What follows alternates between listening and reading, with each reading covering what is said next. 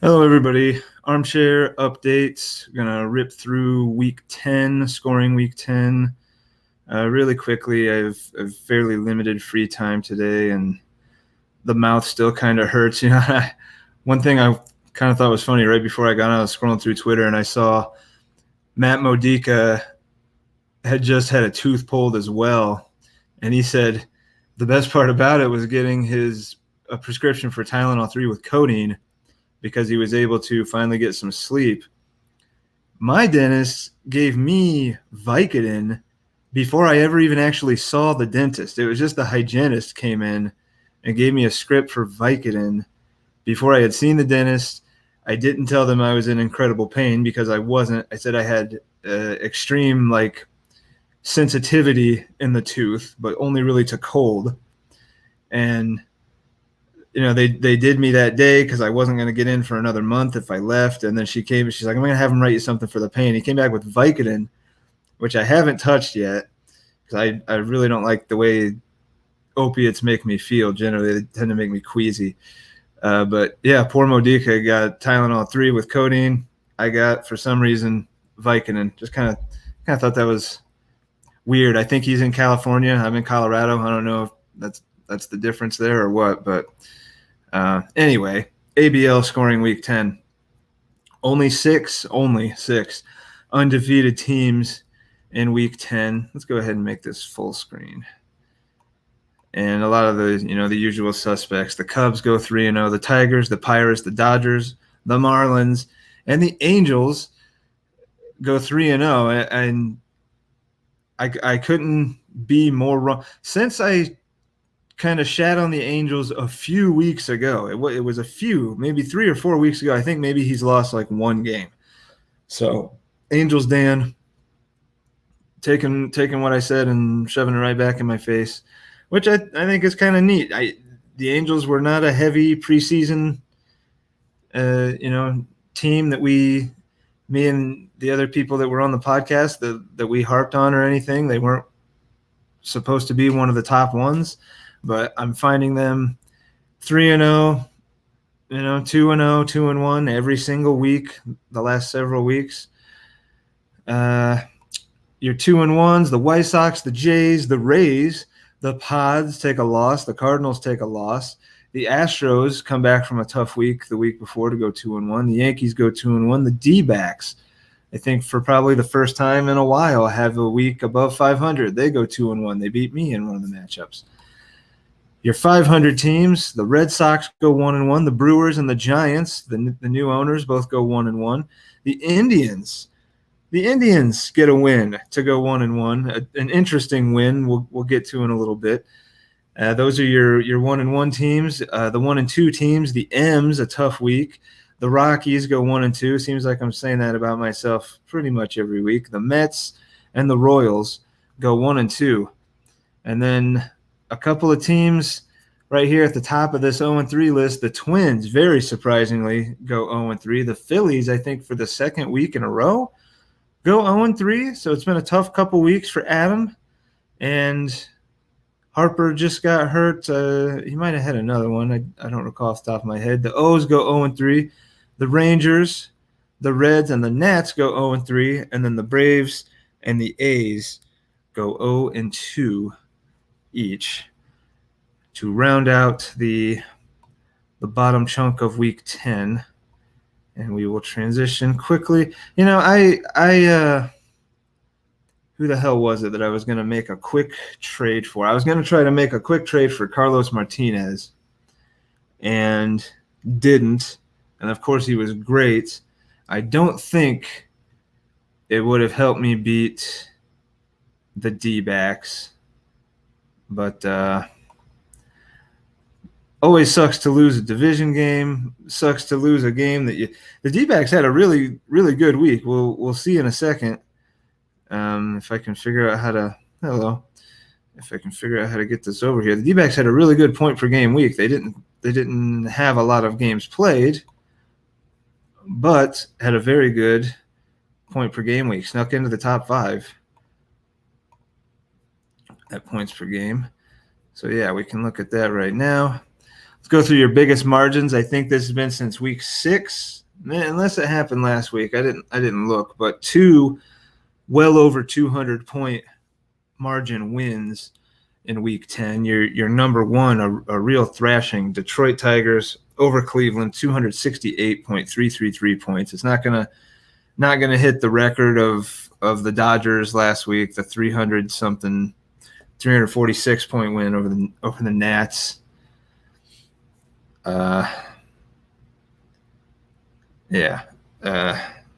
Sorry.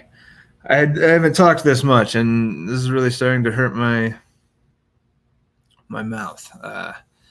Pittsburgh over Cincinnati was also well over 233.333 points. Toronto over Baltimore is your number 3 of the week, 180.334 points. Number 4, the White Sox over the Royals, 175.5. And number 5, St. Louis over Cincinnati. So Cincinnati showing up twice. It was kind of a unique week scoring-wise. We had 3 teams, Cincinnati being one of them, go under 100 points. That's the first time that's happened. I believe it was Cincinnati, Cleveland, and the Nats.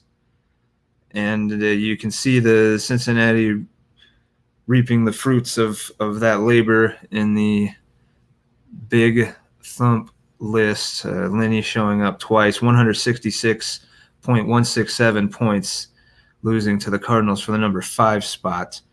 And then number 6 would have been right there, 163.833. Rays Astros beat up on the Braves.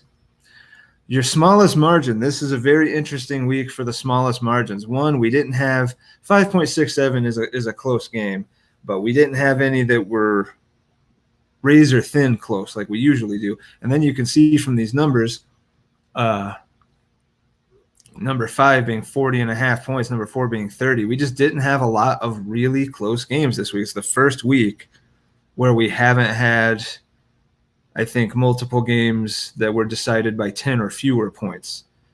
So number 1 this week was Detroit over the White Sox, the great Tiger-White Sox rivalry, 5.67 points. Detroit sneaks that one out.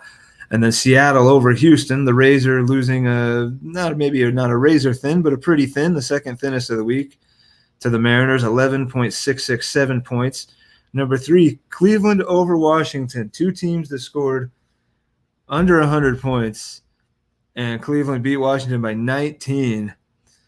So congrats to Cleveland drawing the Nats this week and getting that W.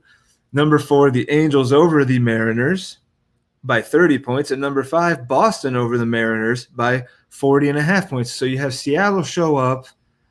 All 3 games he played were in the smallest margin list. I'm pretty sure that's the first time we've seen that all year, where the same team showed up all 3 times in the thin margin, 1 win and 2 losses. So Seth, things break differently, could go 3-0. I mean, 40.5 points, 30 points, those aren't terribly thin losses, but they were thin enough to be some of the smallest of the week. Your point per game for week 10, the Cubs, 5.03 points in 73 games. So Frank going with the super reliever strategy, clearly. I think this would have been before his most recent trades, but still, Frank, a very great week, and he did it with the bats, you can see, and he did it with the arms. He's top 4 in both. Number 2, the White Sox, 4.95 points in 71 games. Number 3, the Pittsburgh Pirates, 4.92 points in 67 games. Detroit at number 4, 4.76 points in 75 games. And there's Arizona at number 5, showing a little bit what he can do when he starts getting healthy. Averaged 4.69 points a game, but still only did it in 47 games. So not a totally healthy Arizona team, but showing that when they start clicking and performing well, they do score points. It's just about getting the games out of them. You know, it was enough for him to go 2-1 this week, though. If you could do that every week, you'd be thrilled. You're hitting week 1, the Cubs, 215 points. Number 2, Pittsburgh, 203 points. a little bit off the pace of the week before, hitting generally in week 10 quite a bit lower than in week 9. Number 2 in week 9 was 227 points. Number 2 this week, 203. Number 3, the White Sox at 194. Milwaukee was number 3 the week before at 213, tied with Minnesota. Number 4, Detroit, 191. And number 5, the Dodgers, 183. And number 5 in week 9 was, I just put Chicago. I don't know which Chicago, at 210. It could be either Chicago team. I don't want to speculate. I don't remember who it was. Your number 1 pitching team in week 10, the Detroit's 166.33 points. Now that is a far cry from the Dodgers in week 9. They were number 1 at 225.333 points. And that seems to be the outlier, as number 2 was Toronto at 176, and then number 2 this week is Toronto. So Mark has been second in pitching 2 weeks in a row, and he dropped down a little bit this week, but still at 162, 167. He was 4 points off of being the number 1 team. The White Sox at number 3, 157.667. The Cubs at number 4 at 152 even, and the Tampa Bay Rays showing back up again at 145, 167. Not far off the number 5 mark the week before, Minnesota, 157.167. Your points per game on the season has seen some shuffling, some interesting shuffling. Cardinal Jeff out of the top spot for the first time in a while, I think since I started keeping track of it, I think in week 4 or 5. Maybe he's been there every week. It feels like he has, but it's Pittsburgh now. Pittsburgh at 4.29 points per game on the season. And Jeff didn't drop down to number 2. He dropped down to number 3. Number 2, the White Sox, climbing the ladder, 4.28 points per game, knocking Dodger Joe down from 2nd to 4th. So the Cardinals are 3rd, 4.23. So the Cardinals dropped down from a first place at 4.32 the week before, and had been hanging around that area previously as well, down to 3rd at 4.23. The Dodgers, number 4, they go from number 2 to number 4 at 4.21. And Detroit gets back into the top 5 at 4.19 and pushes Blue Jay Mark out of the top 5. I believe he is number 6. But quite a shuffle in the points per game. That's the biggest and most shuffling we've seen, at least in a few weeks, where teams are not only moving up and down multiple spots, but seeing a completely new team at the top and a completely new team in second place. So a very interesting week last week. The Cardinals had an off week. The Jays, I don't think the Jays really had an off week, but the Tigers had a really good week. The Dodgers staying in the top 5, of course. The Cardinals, of course, still. The top 5 is largely the same, with Toronto getting kicked out the 1 week he was in there, but there's been some shuffling at the top. St. Louis dropping from 1st the last several weeks to 3rd. Pittsburgh taking over the 1 spot, and Chicago White Sox weaseling himself into the 2 spot. Your hitting and pitching on the season don't look incredibly different from what they have. The Dodgers still number 1, 2,091 hitting points. The Pirates still number 2, up to 2,003. The Dodgers, by the way, let's take 1 second. The Dodgers are tops in hitting. They're not top 5 in pitching. He got edged out of the top 5. But the Dodgers are the first team to eclipse the 10,000 total point mark in the ABL. So Dodger Joe, he is the best hitting team. He has been in the top 5 in pitching, but he's not there now. But overall, he is the first and so far only team to eclipse 10,000 total points. Now that's with all his matchups combined. If you took away, however you want to say that, if you just do week to week what he's truly scored, I don't know what it actually is, but if you look at the overall, stuff, and it takes into account every game, every matchup you've played, he's the first team to hit over 10K total.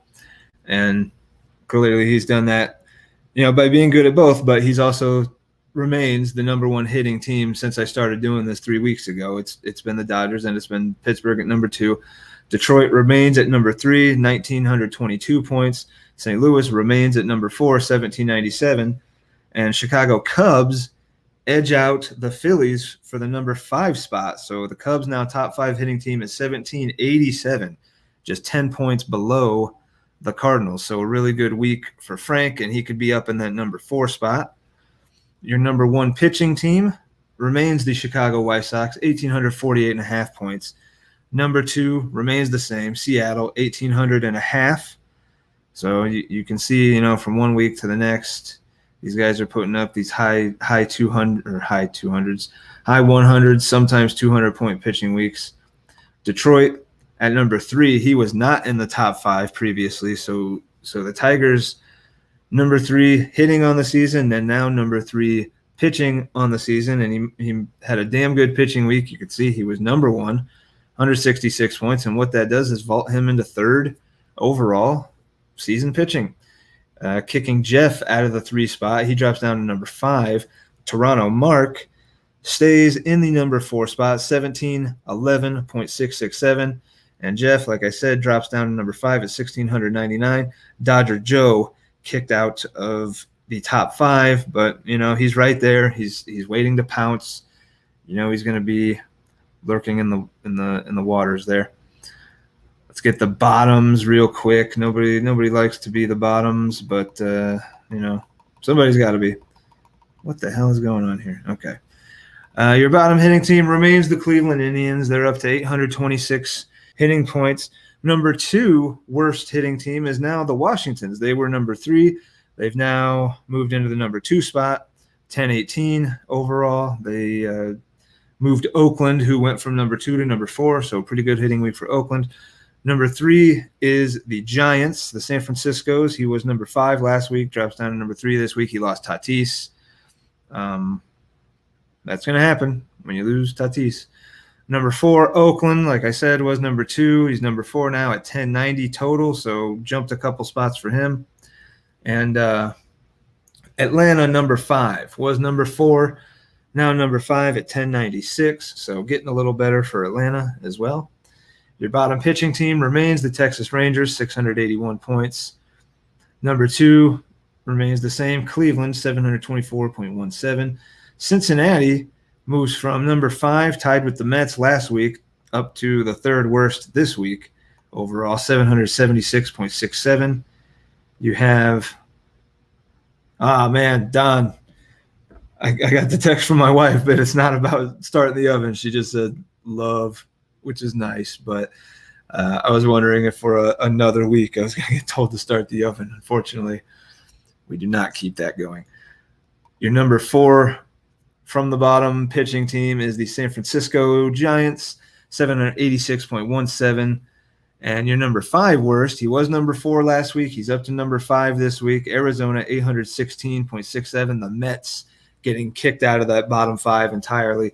So Arizona, you see moving up a notch in the bottom 5 pitching. He's now 5th worst. He was 4th worst. And he had the great point per game week. This is a team that if he gets healthy is not necessarily a bottom 5. He's clearly not bottom 5 hitting, but he's not a bottom 5 pitching team either. Just makes the NL West that much tougher when I can't even beat the guy underneath me. So I'm still holding out hope, though. I was talking with Joe, I believe it was Joe, that maybe I had a couple more weeks to really kind of sit back, and if I go 0-3 or 0-4 or whatever it is, I can pretty confidently shift into a mode where I don't need to be worrying about the playoffs.